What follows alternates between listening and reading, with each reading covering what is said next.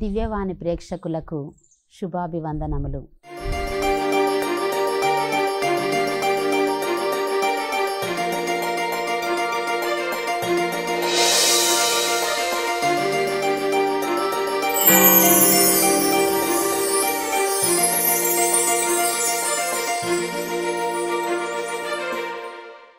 Office రూమ్లోకి వచ్చి ఆ అమ్మాయి చెప్పిన మొట్టమొదటి మాట, సిస్టర్ నేను ఎక్కడ సాక్ష్యం చెప్పాలి, ఎవరికి సాక్ష్యం చెప్పాలి అని అడిగింది.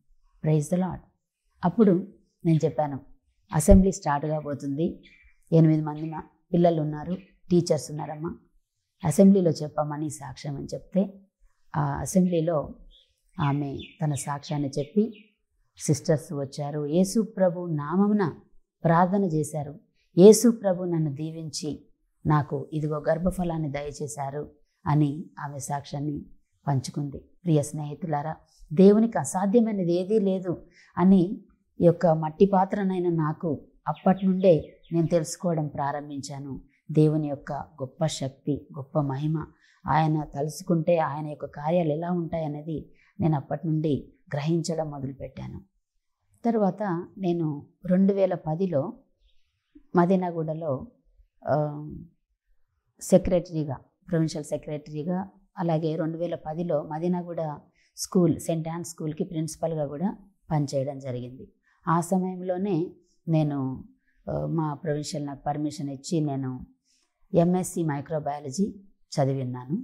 తర్వాత ఎంఏ కూడా డిస్టెన్స్ ఎడ్యుకేషన్లో ఎంఏ ఇంగ్లీష్ లిటరేచర్ కూడా కంప్లీట్ చేశాను. తర్వాత 13 వరకు నేను అక్కడ ఉండడం జరిగింది. అదే సమయంలో అంటే 2010 నుండి 13 సమయంలో కూడా నాకు దేవుని ఆలోచనలు, దేవుని పని చేయాలి, పేదల మధ్యకు వెళ్ళాలి, పేదలను ఆదుకోవాలి, వాక్యాన్ని ప్రకటించాలి అన్న ఈ యొక్క తపన మాత్రం చాలా ఉండేది.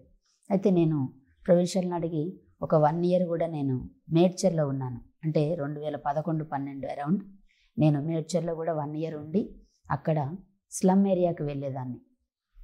స్లమ్ ఏరియాకి వెళ్ళి వాళ్ళందరికీ వాక్యాన్ని బోధించేదాన్ని. అందులో నాకు ఎంతో చాలా సంతోషం ఉండేది. నేను వెళ్ళగానే అందరూ గ్రూపులుగా కూర్చొని నేను చెప్పే సందేశాన్ని వినడం, యేసుప్రభు గురించిన ప్రతి ఒక్క అద్భుతాన్ని నేను చెప్పడం, వాళ్ళు విశ్వసించడం. అంతే నేను అనుకునేదాన్ని, ఒక నిజమైన దేవుణ్ణి తెలపడంలో ఉండే ఎంత ఆనందం నేను అనుభవించేదాన్ని ఆ సమయంలో. అలా నేను అక్కడ నేను సాంఘిక సేవ చేయడం జరిగింది ఒక 1 ఇయర్. ఆ తర్వాత 2013లో నేను శ్రీకాకుళంలో ప్రిన్సిపల్గా అపాయింట్ చేయబడ్డాను. ఇంకా అక్కడ నుండి అక్కడ కూడా నేను దేవుణ్ణి ప్రజలకు పరిచయం చేయడం. కానీ 2013 నుండి నా జీవితంలో మళ్ళీ, అంటే 2008 కంటే ముందు నేను ఏ విధంగా ఉన్నాను అంటే సిస్టర్గానే ఉన్నాను, మంచి చేస్తున్నాను, కానీ నాలో కొన్ని సైతాను శోధనలు చోటు చేసుకున్నాయి. అప్పటి నుండి మళ్ళీ అందరూ సంతోషంగా ఉంటున్నారు, నేనెందుకు ఈ విధంగా ఈ యొక్క ప్యాషన్ని పెట్టుకొని యేసుప్రభు కోసం నేను ఇలాగా ప్రకటించి ఈ విధంగా ఎందుకు నేను కూడా అందరిలాగా మంచిగా ఉంటాను. ఎందుకంటే 2008 నుండి అప్పటి వరకు 2008 వరకు కూడా నేను టీవీ చూసేదాన్ని, సీరియల్స్ చూసేదాన్ని, సినిమాలు చూసేదాన్ని అందరిలాగానే. కానీ 2008 నుండి కంప్లీట్గా సీరియల్స్ కానీ సినిమాలు కానీ, అసలు టీవీ పెడితే నేను టీవీ ఉన్న చోటుకి అసలు వెళ్ళేదాన్నే కాదు, అలాంటి స్థితి నాలోకి వచ్చేసింది. కానీ 2013 నుండి మొత్తం మళ్ళీ వాక్యాన్ని పక్కన పెట్టేశాను. దేవుని భయం లేదు, దేవుని భక్తి లేదు. తర్వాత మామూలుగానే అందరిలాగా ఏదన్నా తినేటప్పుడు, ఏదన్నా టీవీ పెట్టినప్పుడు, ఏదన్నా సినిమానో సీరియల్లో వస్తుంటే నార్మల్గానే చూసేదాన్ని, ఇంట్రెస్ట్గానే ఉండేదాన్ని. అయితే అలా అంటే ఎలాంటి ఆంక్షలు లేకుండా జీవించేదాన్ని, నో ప్రాబ్లం, అందరూ లాగే నేను ఉన్నాను కదా నార్మల్గా అనుకుంటూ నేను జీవించేదాన్ని. కానీ ఎప్పుడు కూడా ఇంతకుముందు ఏ విధంగా ఉన్నదో లైఫ్ అలా ఉంచుకోలేక ఉన్నాను. అయితే ప్రియ స్నేహితులారా, అప్పటి నుండి దేవుడు నా మీద ఒక నిఘా ఉంచారని నేను గుర్తించాను. అప్పటి నుండి నా కష్టాలు అట్లా ఇట్లా చెప్పుకోలేని కష్టాలు, విపరీతమైన కష్టాలు. ఎందుకు కష్టాలంటే ఏ తప్పు లేదు, ఏ కష్టము అంటే ఏ కష్టపడాల్సిన అవసరం లేకుండానే కష్టం రావడం. అలాంటి స్థితులు అంటే కాన్వెంట్ జీవితంలో నేను ఫేస్ చేసిన జీవితము అదంతా కూడా నాకు ఆశ్చర్యం అయ్యేది. ఎందుకంటే ప్రభువా ఈ విధంగా ఎందుకు జరుగుతుంది, ఈ విధంగా ఎందుకు జరుగుతుంది అనుకునేదాన్ని. కానీ దేవుడు నన్ను మలచడాని కోసమే, అంటే ఈరోజు ఈ గొప్ప సాక్ష్యం చెప్తున్నానంటే మలచేదాకా ఆయన ఏదో ఒక విధంగా నన్ను రూపుదిద్దుతూనే ఉన్నారు అని నేను విశ్వసిస్తున్నాను. కాబట్టి అప్పటి నుండి కొన్ని కష్టాలు వస్తున్నాయి, కానీ హ్యాపీ లైఫ్, ఏ బాధ లేదు, ఏ కష్టం లేదు. ఒక విధంగా కష్టాలు ఉన్నాయి, కానీ ఒక విధంగా సంతోషాలు. అంత దైవ భయం లేదు, అంత ప్రీచింగ్ లేదు, అంత దేవుని సేవలో లేను. దేవుడు నిర్ణయించాడు. ప్రియ స్నేహితులారా, నేను 2017 సంవత్సరంలో 18వ సంవత్సరంలో మా మదర్ జనరల్ అంతోనమ్మ గారు నన్ను అడిగారు, అమ్మ అమెరికా వెళ్తావా, నీకు దేవుడు ఈ యొక్క దైవ వాక్యాన్ని నీకు ప్రకటించడం నీకు ఇష్టం కదా, పాస్టల్ వర్క్కి వెళ్తావా అని అడిగారు. అయితే ఇంకా ఇవాంజలైజేషన్ పాస్టల్ వర్క్ అంటే నాకు ఇష్టం కాబట్టి సరే మదర్ వెళ్తానని చెప్పాను.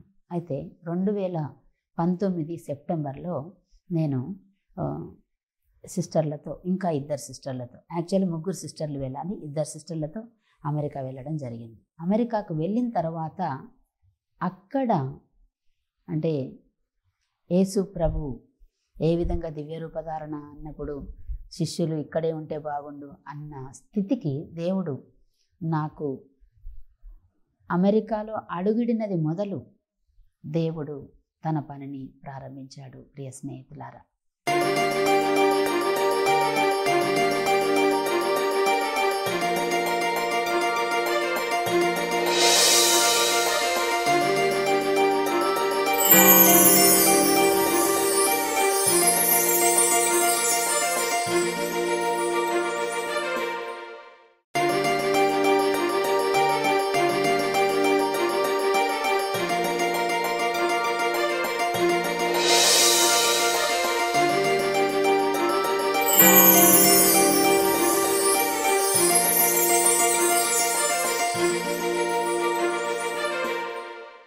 ఇక్కడ నుండి వెళ్తున్నప్పుడే నా స్నేహితులకి వాళ్ళందరికీ చెప్తున్నాను, నేను వచ్చేటప్పుడు మీరు నాకు ఎదురు రావాలి, మీరు నన్ను కారులో వచ్చి తీసుకుపోవాలి, మీరు నాకు అట్లా గ్రేట్గా ఫీల్ అవుతున్నాను, ఎంతో గొప్పగా ఫీల్ అవుతున్నాను అమెరికా పోతున్నందుకు.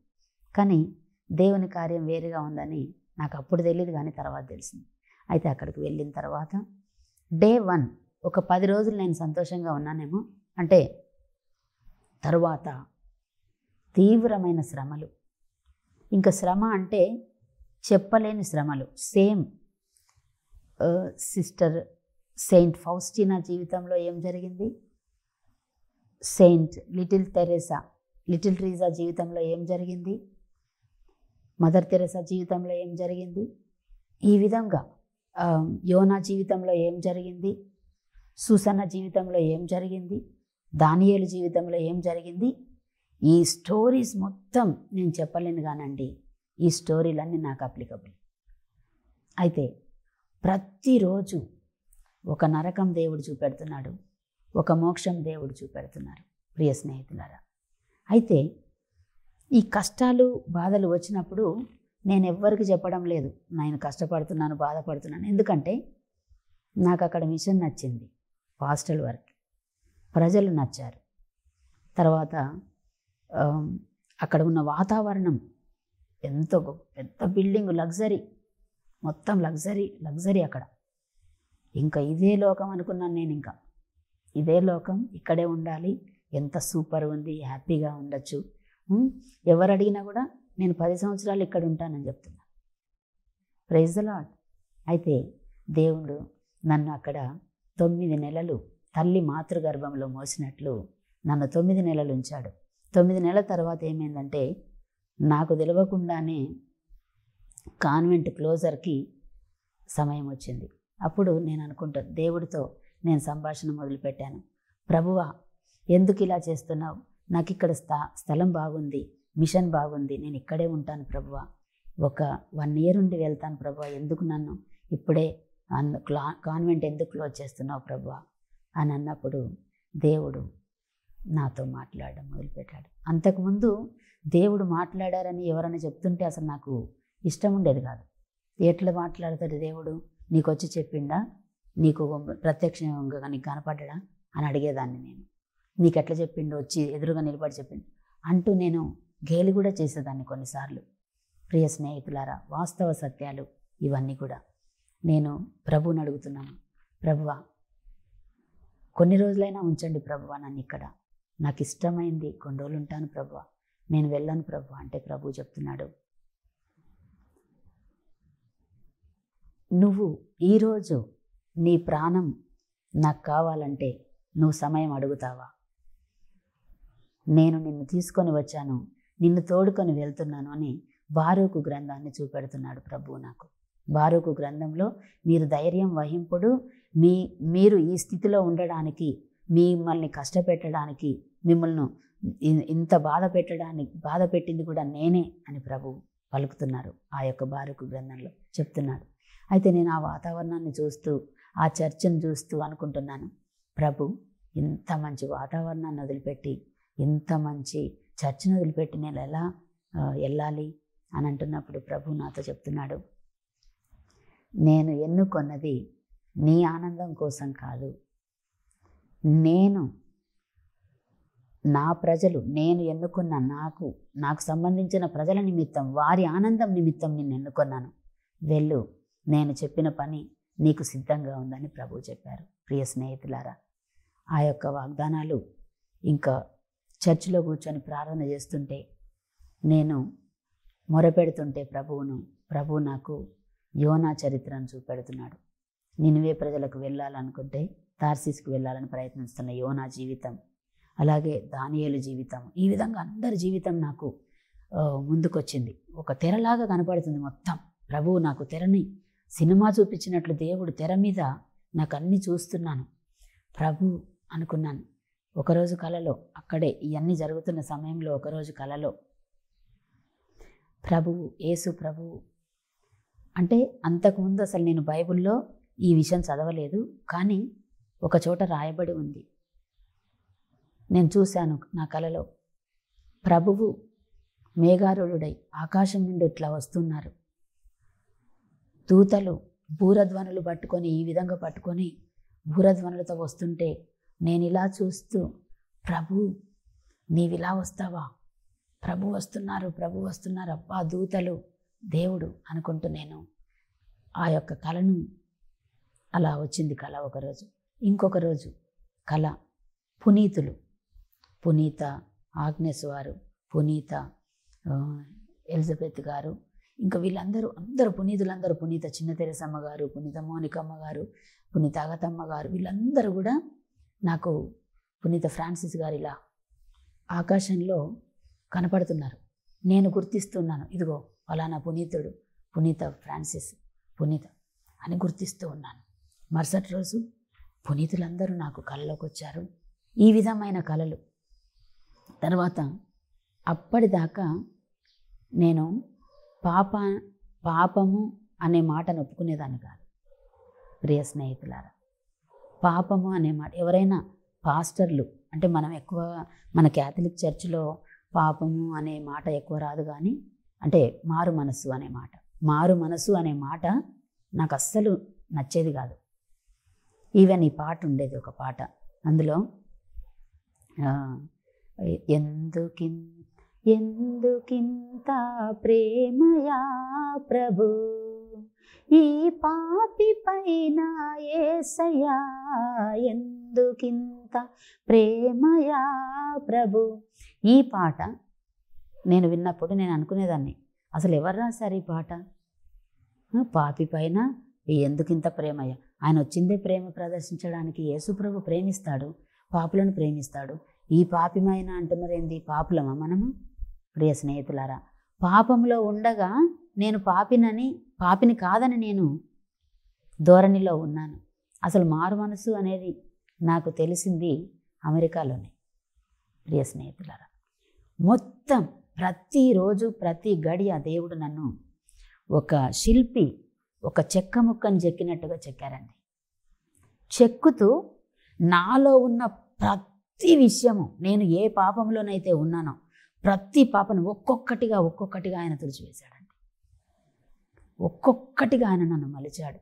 అంటే అంతకుముందున్న, అంటే క్రీస్తునందు ఉన్నవారు నూతన సృష్టి అంటారు చూడండి, అది నేను అనుభవంలోకి పొందాను. అప్పుడే ప్రభువు చెప్తున్నాడు, ప్రియ బిడ్డ, గోధుమ గింజ భూమిలో పడి నశించిననే తప్ప అది ఫలించదు, కాబట్టి నిన్ను నశించేదాకా నేను చేస్తానని ప్రభువు వాగ్దానం మీద వాగ్దానం ఇస్తూ నేను అడిగాను, ప్రభువా నన్ను ఎందుకు తీసుకుపోతున్నావు, అసలు కారణం చెప్పండి ఇప్పుడు అని అడిగినప్పుడు ప్రభు చెప్తున్నాడు, మేము వచ్చే లాస్ట్ వీక్ రీడింగ్స్ అలాగే ఉన్నాయి. తర్వాత ప్రభు చెప్తున్నాడు, నేను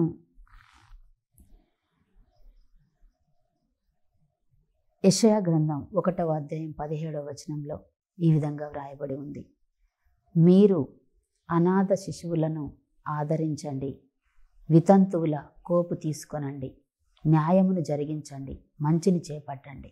ఇది యెషయా గ్రంథంలో ఉంది. ఆ వాక్యం ద్వారా దేవుడు నాతో మాట్లాడుతున్నాడు. ప్రభువా ఏ విధంగా చేయగలను, ఏ విధంగా ఆదరించగలను, ఈ విధంగా అని అనుకుంటూ ఉన్నాను. ప్రియ స్నేహితులారా, నేను ఎంతో బాధపడుతూ వేదనతో ఏడుస్తూ ఇంకా ప్రార్థనలో లీనమైపోతున్నాను. రోజు రోజుకి ఇంకా అంతకు ముందే, అంటే మేము రావడానికి ముందే జూన్ నెలలోనే నేను ఫాస్టింగ్ మొదలుపెట్టాను. ఎందుకంటే ప్రార్థన, ఫాస్టింగ్, ఇంకా పుణ్యాలు చేయడము, ఎవరైనా బాధ ఉందా అని, ఇప్పుడు ఈవెన్ ఇండియా నుండి ఎవరైనా ఫోన్ చేసినా కూడా సంతోషంగా హ్యాపీగా మాట్లాడేదాన్ని. నాకు చిన్న బాధ ఉందని కూడా ఎవరికి చెప్పేదాన్ని కాదు. ఆ విధంగా జరుగుతూ ఉన్న సమయంలో నేను అనుకున్నాను, ఒకరోజు ప్రార్థన చేసి, ప్రభువా ఏంది ఈ విధంగా నాకు జరుగుతుందని ప్రార్థన చేసుకున్నప్పుడు మరుసటి రోజు ఆదివారం పూజకి వెళ్ళినప్పుడు I think 15th Sunday off that year 2020. అప్పుడు ఆ రీడింగ్స్లో ఏ రీడింగ్ వచ్చిందంటే, 12 సంవత్సరముల నుండి రక్తస్రావ రోగంతో బాధపడుతున్న స్త్రీ యేసు ప్రభు అంగీ అంచును తాకడానికి తాపత్రయపడి తాకినంతనే ఆమె స్వస్థత పొందింది. ఈ విషయం మీద ఫాదర్ ప్రసంగం ఇస్తుంటే నేను నా మనసులో అనుకుంటున్నాను, ఫాదర్ నొక్కి ఏం చెప్తున్నారంటే 12 సంవత్సరముల నుండి రక్తస్రావ రోగంతో బాధపడుచున్న స్త్రీ అని చెప్తూ ఉన్నారు. అప్పుడు నేను అనుకున్నా, ప్రభువా ఇదేంటి, అయినా ఈ ఫాదరు 12 సంవత్సరములు ఇన్నిసార్లు రిపీట్ చేస్తున్నారేంది, తండ్రి నువ్వు నాతో ఏమైనా మాట్లాడుతున్నావా ప్రభు అనుకొని నేను లెక్క పెట్టుకుంటున్నాను. 20, 19, 18, 17, 16, 15, 14 అట్లా లెక్క పెట్టుకుంటూ వెనక్కిపోయి, నాకు దేవుడు ట్రైన్లో ఉన్నప్పుడు నీవు వాక్యమును బోధింపుము అని చెప్పిన సంవత్సరము 2008కి 2020కి కరెక్ట్గా 12 సంవత్సరాలండి. Praise the lord. అది అంటే 12 సంవత్సరాల క్రితమే నేను నీకు చెప్పిన విషయాన్ని నువ్వు మర్చిపోయావు, నువ్వు ఆనందంలో పడిపోయావు, నువ్వు సంతోషంగా ఉండాలనుకుంటున్నావు, నేను నీ చేతిలో ఇచ్చిన ప్రజల ఆనందం గురించి నువ్వు ఆలోచించడం లేదు అని ప్రభువు నాకు సూటిగా నాతో ప్రభువు మాట్లాడడం జరిగింది. అప్పుడు నేను ఆ రోజు ప్రసంగంలో 12 సంవత్సరాలు నేను పోలిక చేసుకున్న తర్వాత అదే రోజు రీడింగ్లో యెషయా గ్రంథము 1వ అధ్యాయం 17వ వచనం మీద ఆ ప్రసంగాలు నేను చూసుకొని, ప్రభువా నీ వాక్యం కోసం నేను జీవిస్తాను, నీవు నా కొరక ఏర్పరిచిన ఆ పేద ప్రజల కోసం, వితంతువుల కోసం, అనాథల కోసం నా జీవితాన్ని నేను సమర్పించుకుంటున్నాను తండ్రి. నేను సంతోషంగా వెళ్తాను ప్రభు అని అమెరికా నుండి ఇండియాకి రావడం జరిగింది. 2020 జూలైలో ఇక్కడికి రావడం జరిగింది. తర్వాత నేను కాన్వెంట్కి వెళ్ళి కాన్వెంట్లో ఉంటుండగా నాకు టీయర్స్ 24 hours కన్నీరు కారుస్తూనే ఉన్నాను. ఎవరికి అర్థం కావట్లేదు నా ఫీలింగ్స్, నా యొక్క ఈ ఆధ్యాత్మిక చింతన, నాలో ఏం జరుగుతుందో కూడా నేను మాట్లాడేది ఎవరికి అర్థం కావట్లేదు. మళ్ళీ నేను వచ్చిన తర్వాత నాకు సంబంధించిన ఫ్రెండ్స్ చాలామంది ఉన్నారు ఫ్రెండ్స్, కానీ ఎవ్వరికి వాళ్ళ ఫోన్ నెంబర్లన్నీ మర్చిపోయినా. వాళ్ళకి ఎవరికి ఫోన్ చేయడం లేదు, వాళ్ళు ఫోన్ చేసినప్పుడు నేను తీయడం లేదు. Praise the lord. ఇది గ్రేట్ చేంజ్.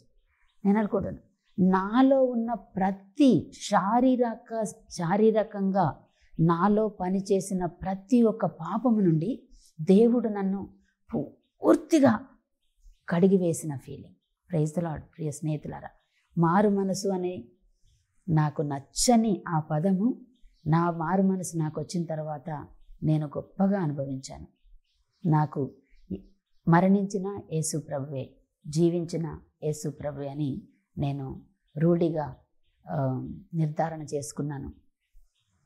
కాన్వెంట్లో ఉన్నప్పుడు 24 hours టీయర్స్. అలా టైంలో నేను మదర్ జనరల్ దగ్గరికి వెళ్ళి అడిగాను, మదర్, ఈ కన్నీళ్ళు ఆగడం లేదు, నాకు చేంజ్ ఆఫ్ ప్లేస్ కావాలి, నేను కాన్వెంట్లో ఉండలేను ఇప్పుడు, కాబట్టి నేను బయటికి వెళ్తాను, ఇంటికి వెళ్తాను, ఎక్కడైనా ఉంటాను, కానీ కాన్వెంట్లో ఉండనని చెప్తే 1 year లీవ్ ఇచ్చారు నాకు. నేను ఆ 1 yearలో ఏం చేశానంటే, ఇప్పుడు భరత్పేట అని భరత్ నగర్ అని ఒక ఊరుంది, ఎక్కడంటే యాప్రాల్ దగ్గర. అక్కడ ఒక చిన్న రూమ్లో ఉంటూ ఎవ్వరికి తెలియదు నేను ఉన్నట్లు. మా అక్క చెల్లెళ్ళకు, మా అన్నదమ్ములకు తప్ప ఎవరికి తెలియదు, ఒక్క సిస్టర్కి కానీ ఎవ్వరికి తెలియదు. అక్కడ ఉండి పేద ప్రజల మధ్య నేను 1 year కూడా సేవ చేశాను. ఆ ఆనందం, ఒకరోజు తిన్నా తినకపోయినా ఆ పేద ప్రజల మధ్య ఉండి వాళ్ళ కన్నీటి గాథలు వింటూ వారిని పరామర్శించడంలో నా ఆనందం వర్ణనాతీతం. నాకు ఏ లగ్జరీ వద్దు ప్రభువా, నాకు ఏది వద్దు ప్రభు, ఇదే జీవితం అనుకున్నాను. 1 year తర్వాత 3 నెలలు మళ్ళీ మా మదర్ని ఎక్స్టెండ్ చేయమని పర్మిషన్ అడిగాను. కానీ ఈ ఆధ్యాత్మిక చింతన ఎవరికి అర్థం కాని పరిస్థితిలో ఉన్నా, అంటే ఎవరికి అర్థం కాని పరిస్థితిలో ఉన్నాను కాబట్టి నేను చెప్పేది ఎవరికి అర్థం కావట్లేదు, వాళ్ళు చెప్పేది కూడా నేను వినలేని పరిస్థితిలో ఉండే. తర్వాత మళ్ళీ నేను 2022 ఫిబ్రవరిలో నేను కాంగ్రిగేషన్లో అడుగుపెట్టాను. ప్రియ స్నేహితులారా, అక్కడికి వెళ్ళిన తర్వాత మదర్ జనరల్ని అడిగాను, నాకు వేద ప్రచారం అంటే యేసు ప్రభుని గురించి బోధించడం, ఇవాంజలైజేషన్ అనే మిషన్ ఇస్తే, పేద ప్రజల మధ్య ఉండే ఒక మిషన్, నాకు అన్నం ఉన్నా లేకపోయినా నో ప్రాబ్లం, కానీ ఆ మిషను నాకు ఇస్తే నేను కంటిన్యూ అవుతాను, లేకపోతే నేను రాను అని చెప్తే, ప్రిన్సిపల్గా మాత్రం నేను ఉండను. Praise the Lord. Praise the Lord. ప్రిన్సిపల్గా మాత్రం ఉండనని నేను చెప్పాను. నాకు కరుణాపురంలో అపాయింట్మెంట్ ఇచ్చారు, కరుణాపురం వెళ్ళాను. ప్రియ స్నేహితులారా, నా కండ్లను నేనే నమ్మలేని విధంగా, నా జీవితాన్ని నేనే నమ్మలేని విధంగా దేవుడు చేస్తున్న అద్భుత క్రియలు చూసి నాకే ఆశ్చర్యమైంది. కొన్నిసార్లు నేనే ఆశ్చర్యపోతుండేదాన్ని, ఇదేంటి ఇట్లా ప్రార్థించగానే అట్లా జరిగిపోతుంది ఏంటి, పిల్లలు లేని వాళ్ళకి పిల్లలు, అనేక అద్భుతాలు ఉన్నాయి. ఇంకా ఇప్పుడు ఏ అద్భుతం చెప్పాలో ఒక అద్భుతం చెప్తాను. ఒక స్త్రీ వచ్చింది, సిప్పోరా ఆమె పేరు, ఇప్పుడు కరుణాపురంలో ఉంది. ఆమె వచ్చి చెప్పింది, నా కొడుకు తప్పిపోయాడమ్మా, ఈ హైదరాబాద్ వెళ్ళాను, మహాత్మా గాంధీ హాస్పిటల్ దగ్గర నా కొడుకు తప్పిపోయాడు, మానసిక వికలాంగి అని చెప్పింది. అయితే ఆమె రోదన, అమ్మ చనిపోయాడో బతికున్నాడో తెలీదమ్మా, తింటున్నాడో తింటలేడో తెలీదమ్మా, నాకు కడుపు కోతమ్మా, నాకు నిద్ర పడతడం లేదు, నేను అన్నం తింటలేదు, నేనే చనిపోయేటట్లున్నా అని చెప్తే, కొన్ని బైబిల్ ఆధారంగా వాక్యాలు తీసి ఆమెకు చదివి వినిపించి నేను చెప్పాను, ప్రభువు నిన్ను ఎంతో ప్రేమిస్తున్నాడమ్మా, ఎంతో నీ పట్ల కృప కలిగి ఉన్నాడు, ఆయన ఇస్తాడు, నీ బాధను తప్పకుండా నేను అర్థం చేసుకుంటానని డే అండ్ నైట్ ఉపవాస ప్రార్థనలు చేశానండి. దేవుని యందు గొప్పలు చెప్పుకోవాలి, దేవుని యొక్క కృపలో, దేవుని యొక్క కటాక్షం, దేవుని యొక్క ప్రేమ, దేవుని యొక్క కరుణ మాత్రమేనండి. ఆ బిడ్డ 6 నెలలు కూడా కాలేదు, 3 నెలల్లో ఆ బిడ్డ ఇల్లు ఎతుక్కుంటూ వాళ్ళ తల్లిని చేరాడు. ఆమె వచ్చి గొప్పగా సాక్ష్యాన్ని పంచుకుంది. అలాగే అపవిత్ర ఆత్మలతో శోధింపబడే బిడ్డలు అనేక మంది వచ్చి విడుదలయ్యి వెళ్ళిపోయేవాళ్ళు. ఉద్యోగం లేని వాళ్ళకి ఉద్యోగము, సంతానం లేని వాళ్ళకి సంతానము, అనేక అద్భుతాలు అక్కడ చోటు చేసుకున్నాయండి.